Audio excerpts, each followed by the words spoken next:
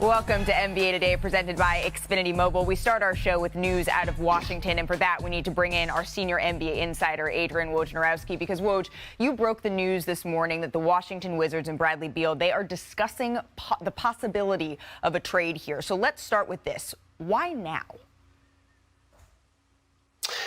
Well, Malika, it's the timing of where we are, a week from the NBA draft, a couple weeks from free agency, and a new president in Washington, Michael Winger, who has been given the authority to go whatever direction he would like to with this organization. And that includes a rebuild. And they're at a little bit of a precipice here with Kristaps Porzingis, Kyle Kuzma, both with the opportunity to head into free agency, and the organization having a significant decision to make, as do those players, about whether they would re-sign them if they can get them re-signed. And Bradley Beal now in the second year of a 5-year, $251 million deal. Of course, he has that no trade clause, which certainly gives him as much autonomy on not only if he's traded, but where he's traded potentially and what it might look like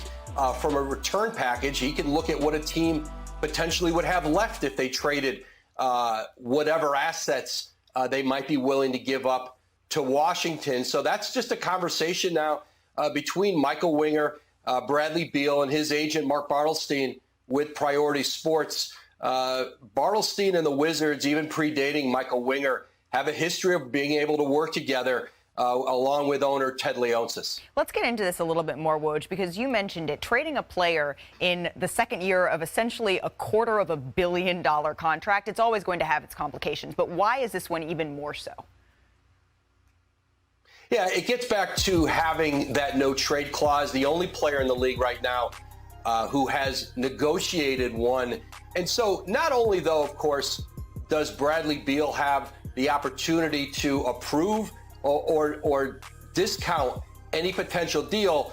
Remember, the Wizards, with 4 years left on his deal, Michael Winger, it's going to have to be a deal that works for both sides. And I think, listen, where this starts right now, Malika, Bradley Beal wants to win in Washington. He has always wanted to win in Washington. And I think what Michael Winger is evaluating is, can he come to Brad Beal with a scenario where in the next year or 2 years, he really believes that they can take what they have now and become a contender.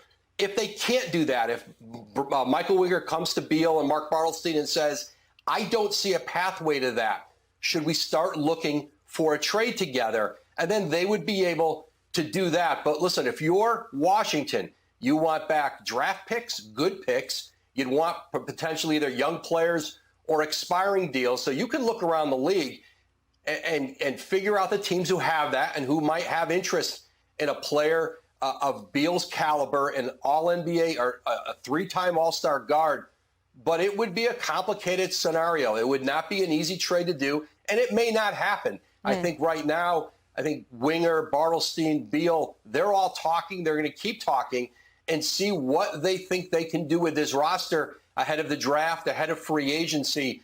But one thing has never really changed with Bradley Beal. Show him a way that they can be a contender in Washington, and he's wanted to be a part of that. Yeah, winning is so central to him. Woj, please do not go too far, because you mentioned the complexities of this. So let's bring a couple more people into this conversation, including our very own Kendrick Perkins and Ramona Shelburne here, because take a look at this. This is what the Wizards' offseason outlook looks like here. But Ramona, I want to start with you. When Woj reported this morning, what's the first thing you think about in terms of Bradley Beal's future?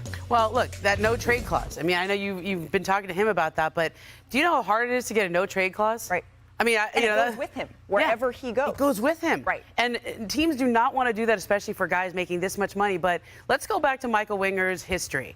One of the first things he did when he first got to Los Angeles as the general manager of the Clippers was trade Blake Griffin to Detroit. Good point.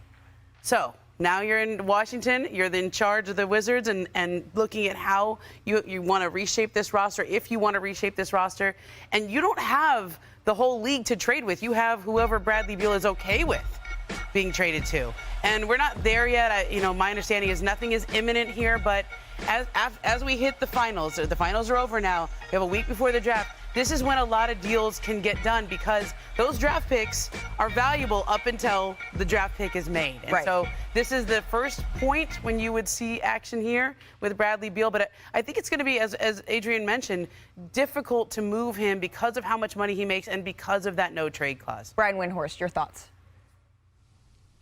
Yeah, so it's going to be maybe difficult for fans to totally get their minds around this. There's two things going on. There's Bradley Beal and Bradley Beal's contract. Bradley Beal, the player, is a spectacular player, still in his prime, high impact player, can certainly be a difference maker.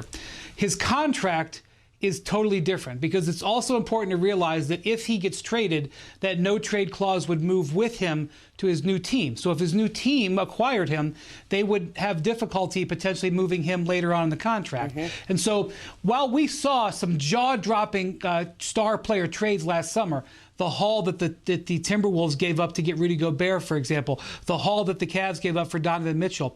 I don't think if Bradley Beal got traded, you would see that haul because not only would Bradley control where he got traded as a no-trade clause, but also what he gets traded for. He has control over all four sides of the trade. And so while he certainly wouldn't want to hurt the Wizards in a deal, he also would have some interest in his own team, and the team acquiring him would inherit that no trade clause, which is a bit of a millstone. So I agree with Woj in that a trade like this will be complicated, but I also think if it gets done, it's not going to be like the trades we've seen. When you go to your trade machine and send them to your friends and post them online, it's not going to be the kind of multi-draft pick trade probably because of those parameters. That's right. And with whatever's left with that team, is it better than what I have in Washington, a city that I'm very fond of, a place that I love living, an organization, community that I'm very tied to? You want to be able to go to a place, if you're Bradley Beal, that is markedly better and you see a real pathway to winning. And conversely, Washington might look and say, Bradley, we understand why you may not want for them to give up all of those assets for you, but you're too valuable. We can't let you leave for this deal that might leave more in that place than Washington would like to get. So I think a big part of it is as you start looking at rosters, put yourself in the shoes of both sides.